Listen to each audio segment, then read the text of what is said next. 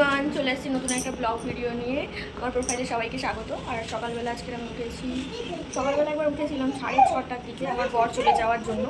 আবার শুয়ে পড়ছিলাম। সত্যি কথা বলতে রাত্রেবেলা এডিট করতে অনেক রাত হয়ে যায়। তো এখন বাজে 7:45, একটুখানি ঘুমিয়ে নিয়ে আবার উঠছি। এবার মেয়েকে খাওয়াবো। দেখো এই টাইমটায় রোদটা জাস্ট দেখো রোদটা কেমন। মানে এই টাইমটা যদি এত রোদ হয় তাহলে পরে কী হবে। যাই হোক, আমি এগুলো গুছিয়ে নিই। আমি নিয়ে এখন বাইরে রেখে দেবো, বাইরের ঘরে রেখে দেবো। ভিতরের ঘরে এগুলো আমি এখন রাখি না, যখন ঘুমাই তখনই বাইরের ঘর থেকেই নিয়ে আসি। কিন্তু এগুলো নিয়ে এখন বাইরের ঘরে রেখে দেবো। বাইরের ঘরে রেখে দিলেই ঠিকঠাক। ভিতরের ঘরটা নয়তো জাম মনে হয়। আর যে ঘরে শুই সেই ঘরে জাম মনে হলে সত্যি ভালো লাগে না। ওই দিক থেকে হয়তো তোমরা ঠিকঠাক বুঝতে পারছিলে না, এই দিক থেকে দেখো।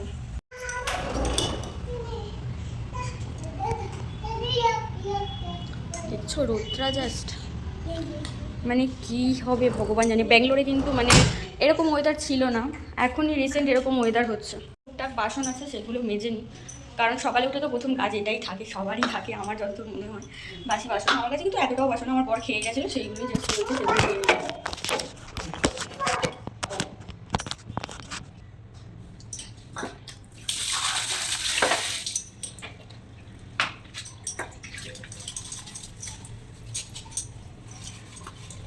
এখানে এত বাজে ওয়েদার আগে সত্যি ছিল না। আগে মানে যখন দেখতাম যে প্রত্যেকদিন বিকেলেই বৃষ্টি হতো, এখন তো বৃষ্টি হওয়ার নামই নেই। মানে কবে বৃষ্টি হচ্ছে মানে মানুষ মনে হয় ভুলে যাবে।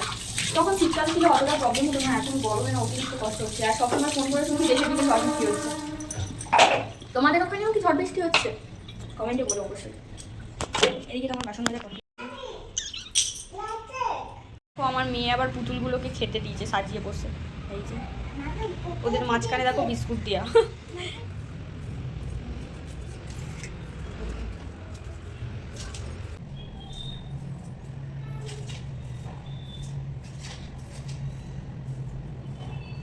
রান্নাঘরে চলে আসছি। আমার মেয়ের জন্য কিছু বানাতে হবে বলতে মানে একেবারে ভাত খাবো। ভাতটা খুব কম খায়, তো ভাতই আমি খাওয়াই খুব কম, অন্য কিছু দিই, কারণ ভাতটা একদমই কম খায়। সেই জন্য আমি এবার কিছু একটা বানাবো। ভাত রয়েছে কিন্তু এই ভাতের সাথে কয়েকটা আলু দিয়ে দেবো আর একটু গরম করে নেবো। ও এত শক্ত ভাত খেতে পারে না। কালকে রাতে আমার বরের মানে যেখানে কাজ করে সেখান থেকে ভাত দেয়, ভাত তরকারি সব কিছুই দেয়। তো ও ঘরে খাবার খেয়েছিল, খাইনি, ওটা নিয়ে চলে আসছিল। আমি বললাম নষ্ট কেন হবে, সকালে আমি খেয়ে নিই। ওর মতো দিই অল্প,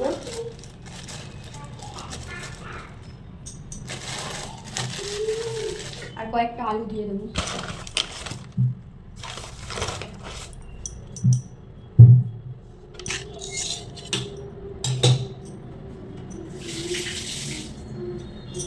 দুটো আলু কিন্তু ও খায় না, মানে আমি বিকেলে একটা রান্না করবো, তো সেই জন্য আমি একবার দিয়েছি। এখন গ্যাসের সমস্যা ভীষণ, সেই জন্য মানে এরকমভাবে দিয়ে দাও।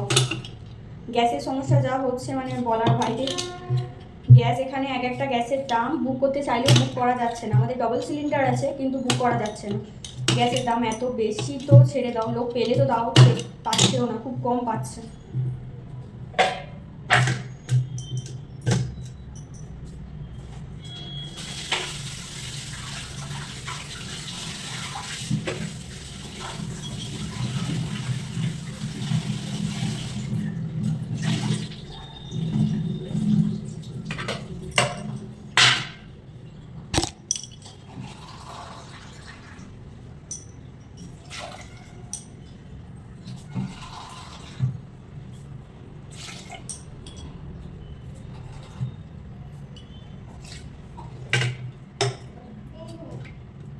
এই যে আলু আর ভাত আমি দিয়ে দিয়েছি।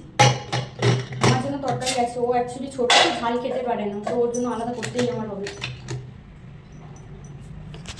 চলো লাইটারটা নিয়ে আসি, লাইটারটা ঘরের ভিতরে আছে।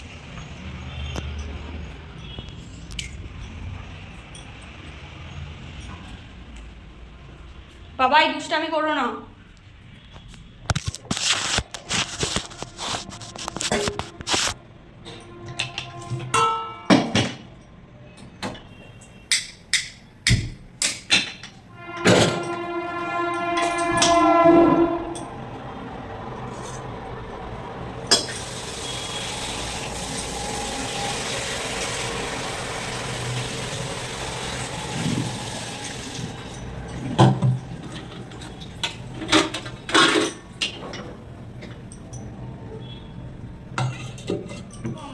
ঘরে যা টুকটাক কাজ সব কিছু হয়ে গেছে। আমি স্নান করে আসছি, স্নান করেছি, তোমার সাথে দেখা করছি। স্নান করে চলে আসছি, এবারে বাবুকে কিছু খাওয়াবো, সেই জন্য রান্না করে চলে আসছি আমি কিছু খাওয়ানোর জন্য। ঠাকুরের দিতাম, কিছু পার্সোনাল প্রবলেমের জন্য ঠাকুর এখন দিতে পারছি না, কিছু খাইয়ে দিই, তারপরে হচ্ছে যা করার করবো।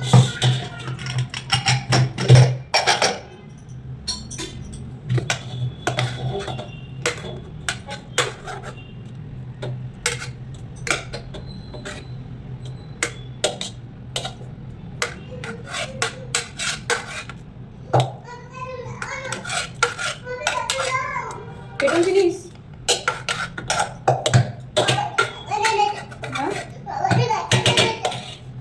পাপাকে বকবো। হ্যাঁ ওই একটু ঘি দিয়ে খাওয়াবো, কে দাও।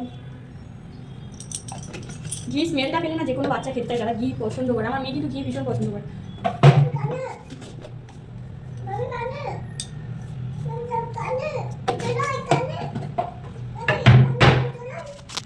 চলো ওকে খাইয়ে দিই, খাবার নিয়ে চলে আসছি। এই যে বসে গেছে, ওকে ওকে খাইয়ে দিই, দিয়ে তোমাদের সাথে কথা বলছি।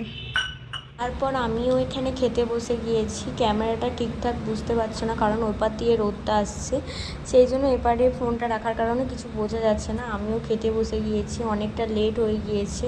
আর সকালবেলা সত্যি কিছু না খেলে ভালো লাগে না। আমিও ভাত খেয়ে নিয়েছি, অন্য কিছু খেতে আমার তেমন একটা মন লাগে না, আর সেই জন্য আমি এটা খেয়ে নিয়েছি।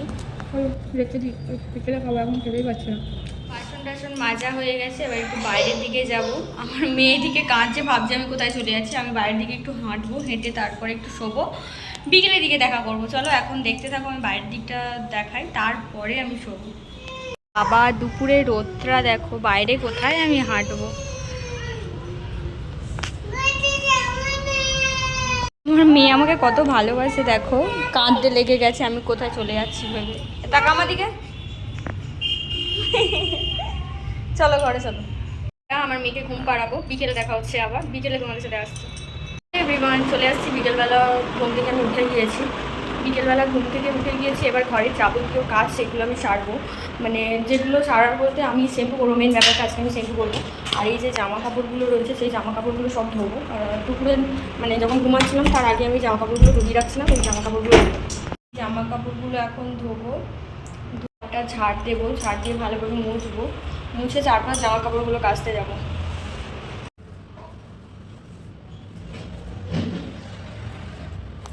এই যে আমার ঘরটা ঝাড় দেওয়া হয়ে গেছে, এবার বাইরেটা ঝাড় দেবো।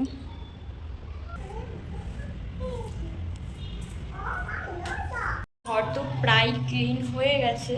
এখন মানে আমার মুখে কয়েকদিন ধরে যেদি ব্রণ ট্রণগুলো বেরোচ্ছে, তো তার জন্য একটা ফেস প্যাক ইউজ করি, তো সেটা আমি করি। চলো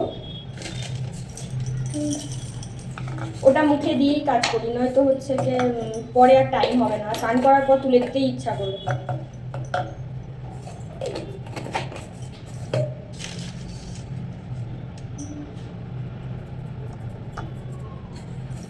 কম পড়ে গিয়েছে। এখানে আমি বিটরুট যে পাউডার সেটা দিয়েছি, চালের গুঁড়ো দিয়েছি, আর একটু মধু দেবো।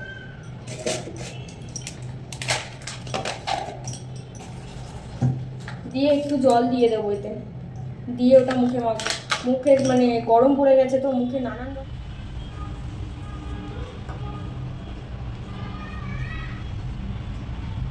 এটা মুখের জন্য ভীষণই কার্যকর, কারণ বিট এমনিই প্রোটিন, আর বিটরুটের পাউডারের সাথে মধুটাও দিলে বেশ ভালো হয়। চালের গুঁড়ো তো মুখের জন্য এমনিই ভালো।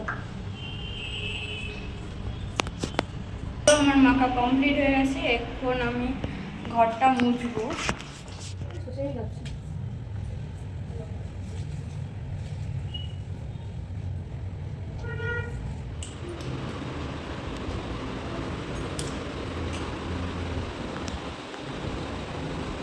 সব কিছুই কমপ্লিট, দেখতে পাচ্ছ ঘর বাইরে রান্নাঘর সব কিছু আমার গোছানো হয়ে গেছে।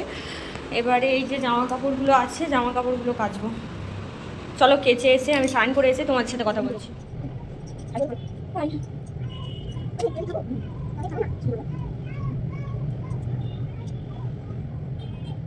হাই করে দাও, হাই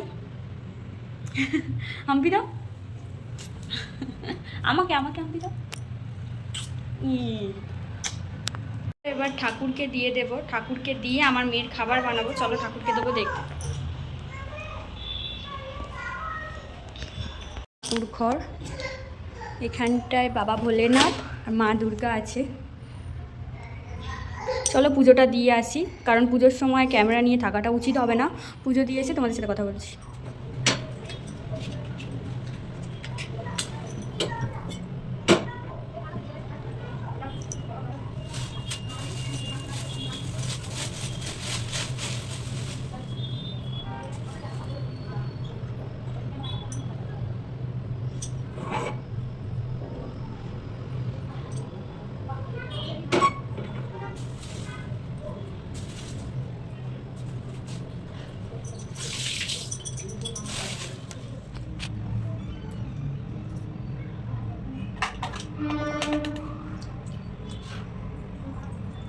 পটপটের জন্য কিছু বানাই, সন্ধে হয়ে গেছে, কিছু তো খেতে হবে। চলো আমার জন্য কোনো একটা কিছু বানাই।